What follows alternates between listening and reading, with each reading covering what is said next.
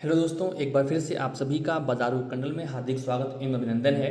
दोस्तों, हम अभी जो भी सीरीज़ पढ़ रहे हैं, हम इन सारे सीरीज़ में कैंडलस्टिक पैटर्न पढ़ रहे हैं। वो सारे कैंडलस्टिक पैटर्न लोकेशन पर, मतलब डिमांड जोन के पास, रजिस्टेंस के पास, सपोर्ट के पास, ऐसी जगह हम लोग यूज़ करेंगे। हम आपको बताएंगे कि ये सारे कैंडलस्टिक पैटर्न हमें एंट्री का मौका देते हैं और प्रॉफिट निकल करके आता है और बहुत कम फेल होता है। हम इस चार्ट पर आपको दिखाएंगे। ओके, चलिए। तो मार्केट, अब इसकी कहानी और साइकोलॉजी को समझ लेते हैं। मार्केट ऊपर जा रहा था, ऊपर जा रहा था, ऊपर जा रहा था। तो मान लीजिए 200 SMA है, ठीक है ना।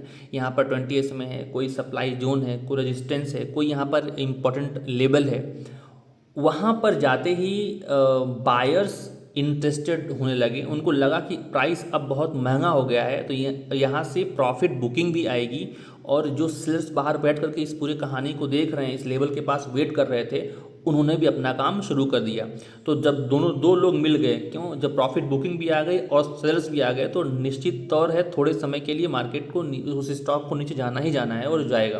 पर जा रहा है। जा कैसे रहा है?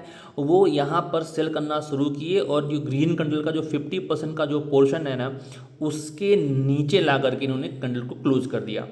तो कैंडल को क्लोज कर दिया है, तो इसका मतलब ये है कि यहाँ पर सेलर्स बहुत इंटरेस्टेड हैं। हो सकता है यहाँ पर कैंडल कुछ दिन रुक जाए, उसके बाद आगे बढ़ना हो, बट ये कुछ कैंडल ज़रूर आगे बढ़ेगी। अब मैं ऐसा नहीं बोल रहा हूँ कि निश्चित तौर पर जो मैं बोल रहा हूँ होगा ही, बट इसके होने की जो प्रोबेबिलिटी है 78% टू 80% होती है। क्यों? क्योंकि यह सही लोकेशन पर बना है, इसलिए ये काम करेगा।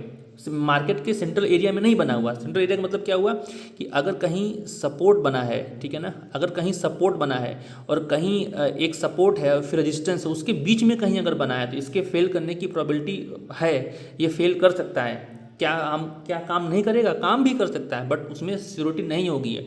इसीलिए जो प्रो ट्रेडर होते हैं वो मार्केट के सेंट्रल एरिया में ट्रेड नहीं लेते हैं। अगर लेते हैं तो उनका अपना कुछ एक खास पैटर्न होता है और उनकी आंखें ट्रेंड होती, तभी वो पट लेते हैं, तभी वो ट्रेड लेते हैं मार्केट के सेंट्रल एरिया में। नहीं तो मार्केट के सेंट्रल एरिया में ट्रेड अवॉइड किया जाता है, ठीक है, क्योंकि वो किसी भी साइड घूम सकता है मार्केट। इसीलिए तो हमारी हमारी जो एक्यूरेसी कहाँ बढ़ती है? लोकेशन के पास बढ़ती है। इसीलिए हमें वेट करने के लिए कहा जाता है।